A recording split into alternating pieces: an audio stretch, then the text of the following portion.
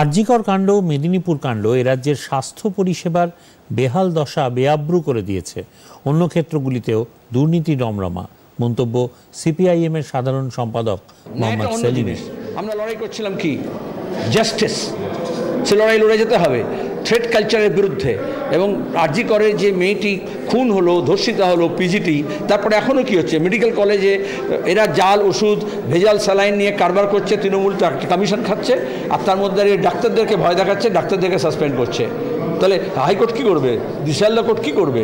এবং তারপর আমরা দেখেছি এই ডিএ মামলা হোক, আর শিক্ষক নিয়োগের দুর্নীতির ব্যাপারে হোক, আর ওই কয়লা পাচার হোক, গরু চালান হোক, সব ব্যাপারে অভিষেককে বাঁচাতে বিজেপি আর তৃণমূল দুজনে মরিয়া। তাহলে এখানে দাঁড়িয়ে অপরাধীকে তারা বাঁচাতে চেষ্টা করে। এবং এরা সব হচ্ছে জ্যোতি বসুর কাছ থেকে শিক্ষা নিতে হবে, এরা সব হচ্ছে রাষ্ট্রীয় ক্ষমতার অঙ্গীভূত। সুতরাং রাষ্ট্র ক্ষমতা যখন দখল করে অন্যায়ের শক্তি, তখন ন্যায় পাওয়াটা খুব দুষ্কর হয়ে যায়। তখন হতাশার কোনো জায়গা নেই, রাস্তায় আবার নামতে হয়, লড়াই চালাতে হয় এবং ন্যায় ছিনিয়ে আনতে হয়।